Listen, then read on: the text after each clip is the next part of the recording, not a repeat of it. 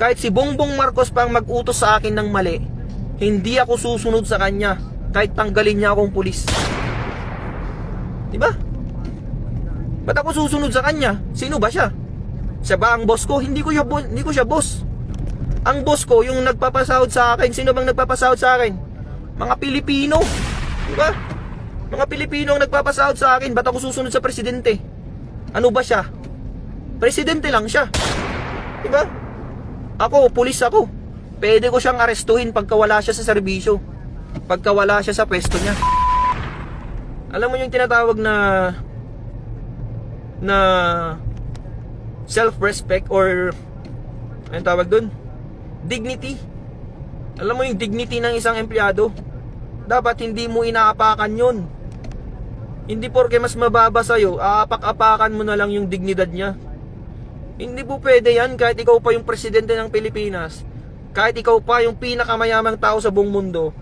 Hindi mo pwedeng apak-apakan yung dignidad ko bilang tao. Tandaan mo yan. Kahit sino ka pa. Diba? Kahit sino ka pang tao kang yan. Kung inapak-apakan mo yung dignidad ko, magkamatayan na tayo. Diba? Ikaw kayo yung ganya-ganyanin ko. Ikaw kayo yung kupal-kupalin ko kung anong mararamdaman mo. Diba? Try mo din kayang maging biktima ng kakupalan. Tingnan natin, baka iyak ka na lang dyan sa gilid. Di mo kasi alam. Di nyo kasi alam kasi nasa mataas kayong posisyon. Di nyo alam yung nararamdaman ng isang mababang tao lang. Na kapag kinupal-kupal mo, walang magagawa kundi tatahimik lang. Diba? Kasi alam niya sa sarili niya na walang laban sa'yo. Kasi mataas ka eh. Pero wag mo akong ginaganyan. Kahit gaano ka pa kataas, wala akong pakialam sa ranggo mo. Diba? Wala akong pakialam sa ranggo mo. Kahit ano ka pa, kahit general ka pa. Kahit ikaw pa ang hepe ng PNP, kahit ikaw pa yung pinakamataas sa buong mundo, sabi ko na nga ba. Kapag kinupal-kupal mo ako at ay napakan mo yung dignidad ko, magkamatayan na tayo. Diba? Yun yung prinsipyo na pinaglalaban ko, mga kasama. Yan yung tinatawag na prinsipyo. Hindi yan mabibili ng pera kahit anong magkano mang pera yan. Tandaan nyo lagi na yung prinsipyo lang yung kaya mong ipaglaban sa buong buhay mo. Kahit wala ka ng pera, kahit wala ka ng kung ano-ano man yan, kahit anong meron ka, na winala ng mga tao, prinsipyo lang yung matitira sa'yo. Tandaan nyo yan. Dignidad lang matitira sa'yo. At wag na wag mong ibebenta yan kasi yan lang yung natitira sa'yo. Diba? Nagigets nyo ba ako?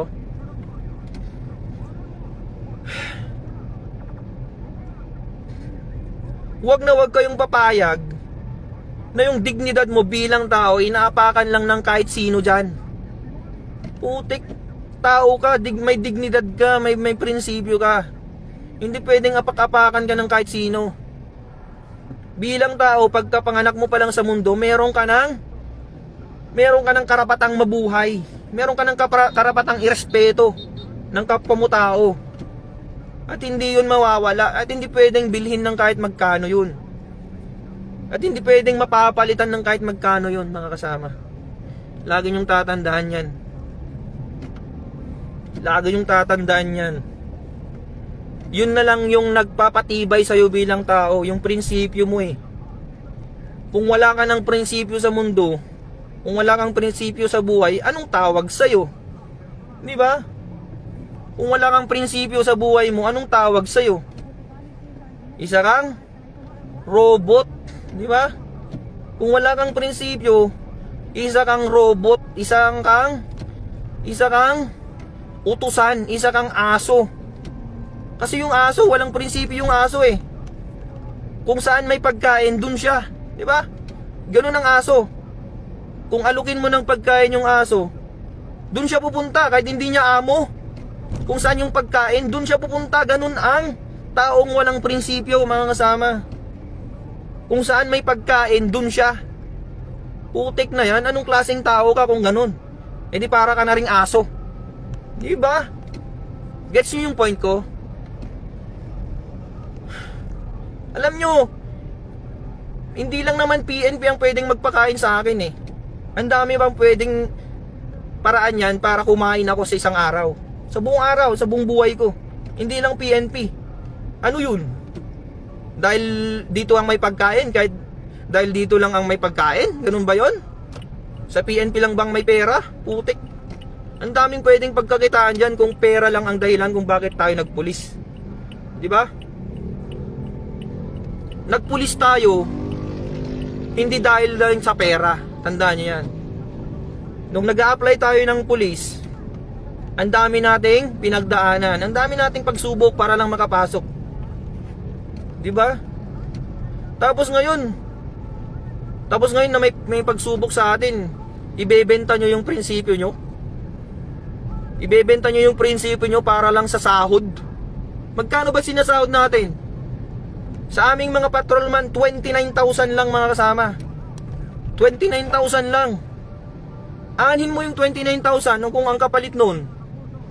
Anong kapalit nun? Prinsipyo mo. Ipagpapalit mo yung prinsipyo mo sa kakarampot na 29,000. Puta.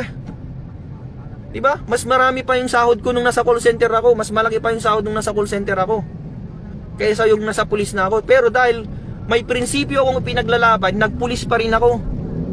Kasi gusto ko nasa tama lahat, nasa ayos lahat. Gusto ko nasa ayos lahat ng mga bagay sa Pilipinas. Diba? Kaya tayo nagpulis kasi gusto natin maayos. Pero ngayon, dahil hindi na maayos yung mga bagay-bagay, hindi na po pwede. Alangan naman na magpupulis ka pa kung hindi na maayos. Anong kwenta mong pulis ka dyan kung hindi mo na maayos yung problema sa bansa? Diba? Alangan naman na magbulag-bulagan ka na lang dyan para lang sa 29,000? Anong kwenta mong pulis, diba? Anong kwenta mong pulis ka? Ako, wala akong pakialam kung tanggalan nila ako ng trabaho. Wala akong pakialam kung kasuhan nila ako. Wala akong pakialam. Ang pakialam ko lang is dapat nasa tama lahat. Nasa tama lang lahat dapat. Hindi pwedeng kung ano-ano na lang sasabihin sa atin, susunod-sunuran na lang tayo. Diba? Pulis ako, hindi mo pwede akong utusan. Patrolman lang ako, pero hindi mo ko pwedeng utusan ng mali. Kahit sino ka pa. Kahit ikaw pang presidente, sabihin ko na nga sa'yo, kahit si Bongbong Marcos pang mag-utos sa akin ng mali, hindi ako susunod sa kanya kahit tanggalin niya akong pulis. Diba? Ba't ako susunod sa kanya? Sino ba siya? Siya ba ang boss ko? Hindi ko siya boss. Ang boss ko, yung nagpapasahod sa akin. Sino bang nagpapasahod sa akin? Mga Pilipino. Diba? Mga Pilipino ang nagpapasahod sa akin. Ba't ako susunod sa presidente? Ano ba siya? Presidente lang siya. Diba? Ako, pulis ako. Pwede ko siyang arestuhin pagka wala siya sa serbisyo. Pagka wala siya sa pwesto niya. Diba?